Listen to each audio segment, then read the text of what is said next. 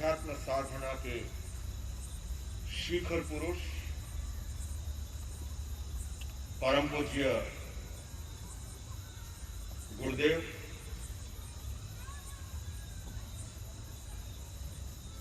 Art of living के इस पवित्र प्रांगण में शरद पूर्णिमा की रात्रि में जब अमृत बरस रहा है, आप और हम सभी सौभाग्यशाली हैं। एक साथ हमें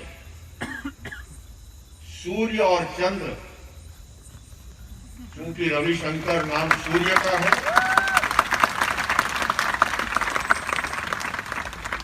और जिस तरह से प्रश्नों का उत्तर दे रहे थे, यूं लग रहा था कि अमृत का निर्जर बरस रहा है।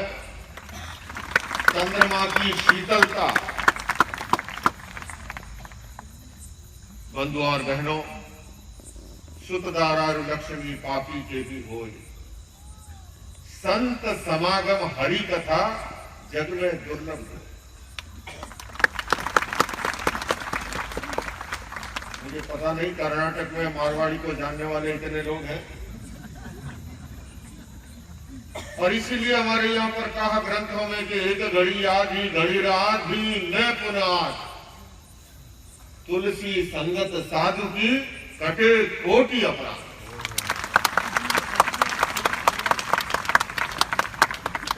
गुरुदेव का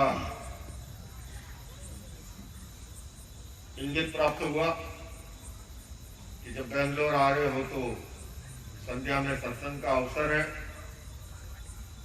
और मैं उपस्थित हुआ। मैं अपनी प्रसन्नता को एक कवि के पंक्तियों से व्यक्त कर रहा हूं कि 4 मिले 64 खिले और 20 रहे कर जोड़, 7 करोड़ त्रिपत भय संत मिले जिन छोड़।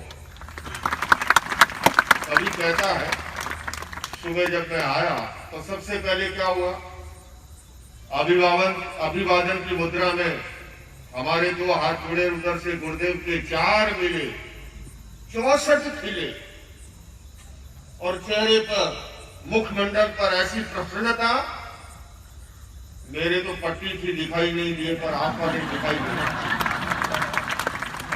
4 मिले 64 खिले,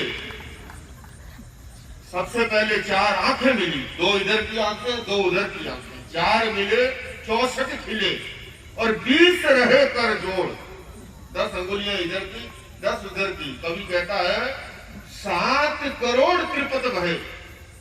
माना जाता है कि हमारी शरीर के अंदर 3.5 करोड़ रोम है, तो दोनों ओर से रोम रोम प्रसन्न हुआ, और इसलिए कवि कहता है कि 7 करोड़ त्रिपत भय संत मिले जिन को। सचमुच में बंधुओं, हम सभी भाग्यशाली और सौभाग्यशाली हैं। एक ऐसा महापुरुष, जैसा गुरुदेव ने कहा कि हमारा वर्षों का संपर्क है, मुझे भी स्मरण, मेरे दिमाग का कंप्यूटर ऑन हो गया, और मैं पहली बार जब आर्ट ऑफ लिविंग की सिल्वर जुबिली का एक बड़ा कार्यक्रम बाहर मैदान में वहां पर था, शायद सन 2006 के आसपास की बात रही होगी, पहली बार तब आगमन हुआ। फिर दोबारा यहाँ HIV एड्स पर एक इंटरफेथ कॉन्फ्रेंस की, तब आना हुआ, और विदेश में कई बार, वाशिंगटन DC में भी जब सिल्वर जुबिली का कार्यक्रम था कैनेडी सेंटर में, और पहला अंतर्राष्ट्रीय योग दिवस यूनाइटेड नेशंस में पूज्य गुरुदेव के सानिध्य में आयोजित हुआ। उस अवसर पर भी मैं वहां पर उपस्थित था। मैं ये कह सकता हूं, जब जब भी आपसे मिलन होता है, यूं लगता है कि चलते फिरते विश्वविद्यालय से साक्षात्कार करने का अवसर मिलता है। हमारी भारत की महान विरासत, प्राचीन ज्ञान और आधुनिक विज्ञान का अद्भुत समन्वय और संगम आपके जीवन के अंदर हमें देखने को मिलता है।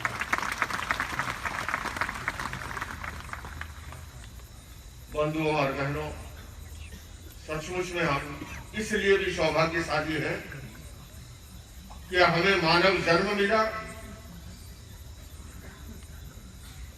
मनुष्य जीवन जो कि सभी धर्म ग्रंथों में जिसे देव दुर्लभ बताया गया, सर्वश्रेष्ठ बताया गया, उसका कारण यह है कि मनुष्य को जैसा विकसित मस्तिष्क मिला है, जितना सक्षम नर्वस सिस्टम मिला है, वह अन्य प्राणियों को सुलभ नहीं हुआ। एक पशु मनुष्य से अधिक भार ढो सकता है, पर हम देखते हैं कि 50 साल पहले भी बंदर इसी तरह वृक्षों पर कूदता फांदता था और आज भी वैसे ही छलांग लगा रहा है।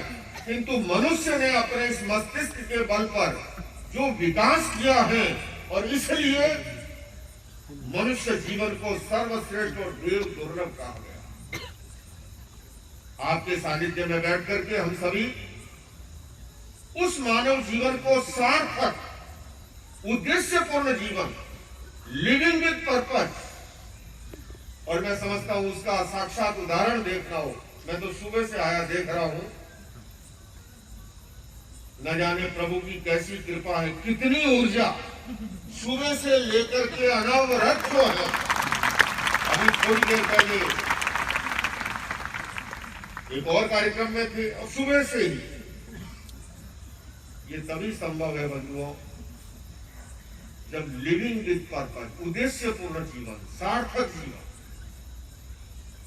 और अगर हम ऐसा नहीं करते हैं तो जैसा भर्तृहरि जी ने कहा, आहार निद्रा भय मैथुनम च सामान्य एतत् पशु भी नरानाम धर्मो ही तेषाम अधिको विशेषो धर्मेण हीना पशु भी समाना। मनुष्य और पशु में और क्या अंतर है? आहार मनुष्य करता है, पशु भी करता है। ये अलग बात है कि पशु पेट भरने के बाद मुंह नहीं मारता, तो मनुष्य के सामने रबड़ी रसगुल्ला आ जाए, पर फिर भी समानता है। दोनों आहार करते हैं, आहार निद्रा, नींद भी दोनों लेते हैं। यह अलग बात है कि पशु पक्षी नियत समय पर अपने नीड घोंसले की ओर आ जाते हैं। मनुष्य ही एक ऐसा प्राणी है जो आधी रात को फिरता भी है और चरता भी है। आहार निद्रा भय मैथुनम से, भयभीत भी दोनों होते हैं, संतति उत्पन्न भी करते। फिर अंतर क्या है? भर्तृहरि जी कहते हैं धर्मो ही तेषाम अधिको विशेषो। मनुष्य के भीतर धर्म की चेतना, अध्यात्म की चेतना, रीजनिंग माइंड, भगवान महावीर कहते हैं विवेके धम्ममायी। ये विवेक की चेतना, करणीय और अकरणीय के बीच की भेद रेखा, क्या करना चाहिए क्या नहीं करना चाहिए, ये केवल मनुष्य को प्राप्त है। पशु को कोई भी संवेग उठता है, वो उसी समय भोग डालता है। मनुष्य सोचता है मुझे लोग क्या कहेंगे, समाज क्या कहेगा, गुरुदेव क्या कहेंगे, ये रीजनिंग माइंड जो है। किंतु बंधुओं, अगर मनुष्य जन्म मिलने के बाद भी धर्म और अध्यात्म की चेतना नहीं है, तो भर्तृहरि जी कहते हैं धर्मेण हीना पशु भी समाना। धर्म से न्यून व्यक्ति में और पशु में कोई अंतर नहीं है। इतना भले ही हो जाओ कि मनुष्य के मूंछ होती है और पशु के पूंछ होती है।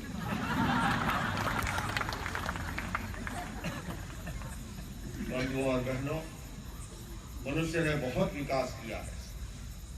सागर की गहराई को नापा, अंतरिक्ष में प्लॉट काटने की तैयारियां कर रहा है।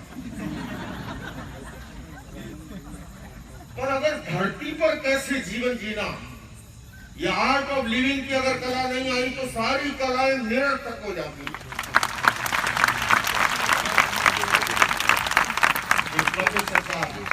नदी के किनारे गए, गर्मी में जब थक गए, संध्या के समय पढ़ाने के बाद, तो नाव में सवार हुए। इसी तरह ठंडी ठंडी हवा चलने लगी। नाविक गरीब था, फटे हाल था बेचारा।